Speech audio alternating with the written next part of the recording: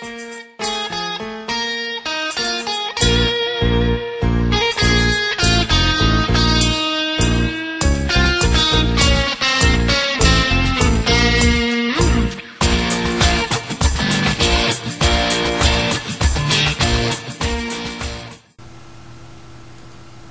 everybody, it's Stephen Hodson and Paul O'Flaherty back at you for another WinExtra daily brief, bringing you the hot, good headlines out of Microsoft.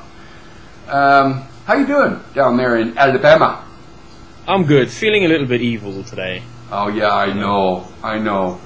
Yes. Well, I'll have fun with that later tonight. But anyway. That just sounds wrong. They'll have to listen to my other podcast. Just for anybody listening, so they don't think, you're being dirty. I've just been, recording some audio comments for some podcasts I listen to, so they're just like evil in nature. You'll have to listen to the other podcast I'm on in the evenings. Anyway, first up today we have from the Inquisitor, my other home. Microsoft apologizes for banning of a gamer from Fort Gay. That's Microsoft are very sort of strict on Xbox Live about what names you can and can't use, and they want to make sure that there's no discrimination and whatnot. So when this guy put in his location as Fort Gay, nobody bothered to check up whether or not the place actually exists. Did they not think to use something like Bing Maps? No, they probably use Google Maps. So this guy from Fort Gay ended up being banned for a while, suspended for a while. Anyway, they gave him, I think it was a week or something that he lost his gaming privileges. But they reinstated him and they've given him an apology. So I'm just waiting now for the next person who lives in Dildo or somewhere to ban. Or Butt Wash or some other great name.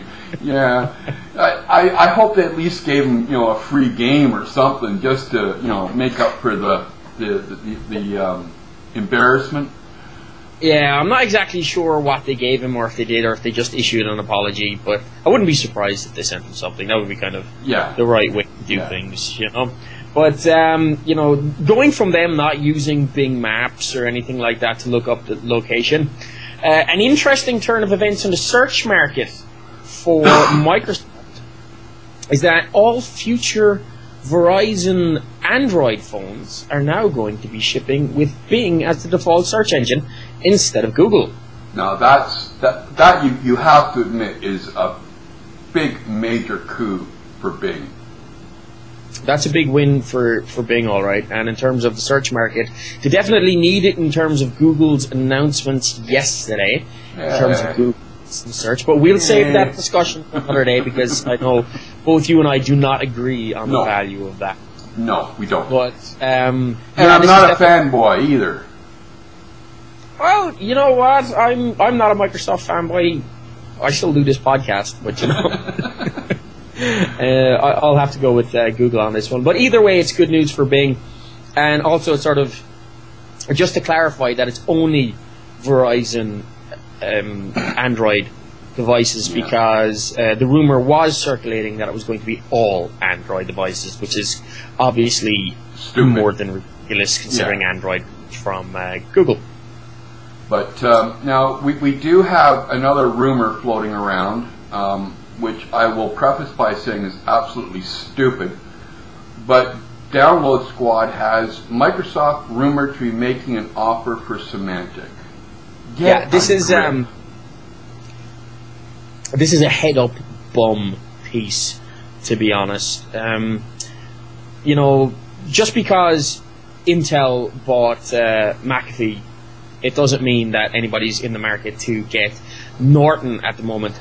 Now, basically what's going on is that Norton's stock prices, Symantec stock prices, they're okay, but they're not as well as the shareholders would like, and nobody sees them going up unless there's an offer made or there's a management change. So somebody has floated the rumor that Microsoft would buy them, and I don't particularly see what Microsoft would do with it. Well, here's the thing.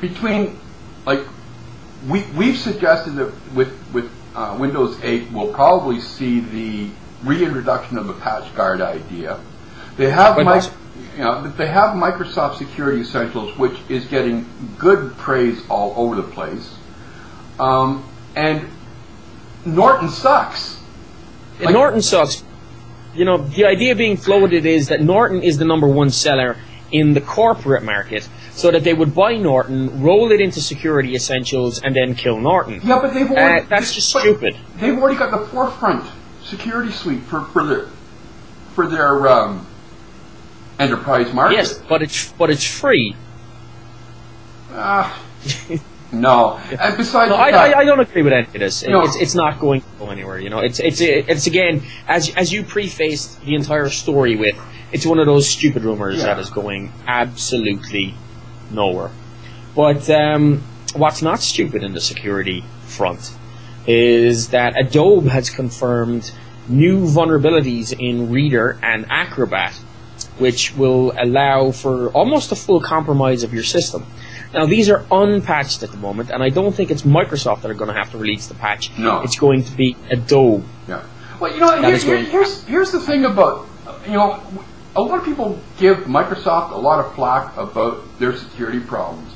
But if you look back over the history of the Windows platform, the second most dangerous software on Microsoft has been Adobe.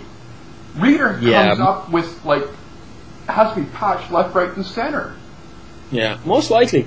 But, just for the listeners and the viewers so that they can protect themselves, this is actually affecting Reader and Acrobat versions lower than 9.3.4. So if you're running that or lower, you need, we're going to have to wait for a patch. What we would suggest you do at the moment is not use them at all. Yep. There's many free applications out there that you can use, such as Nitro PDF. We'll put a link to that in the show notes so that you can download it.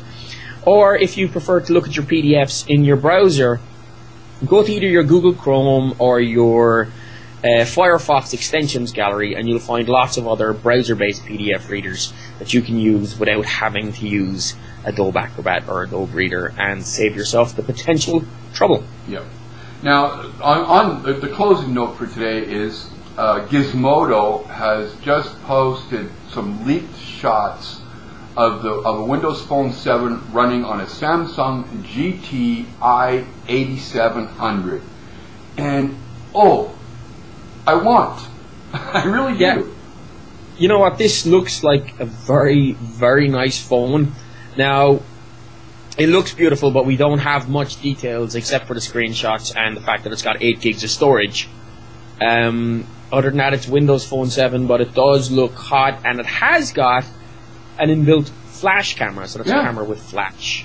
Now, apparently, from what Gizmodo says, the i8700 has dropped the chrome trim that the Samsung developer unit had. So, they say it's much sleeker, and I gotta admit, it is really nice. I like the very thin bezel around it. It kind of makes the bezel almost disappear.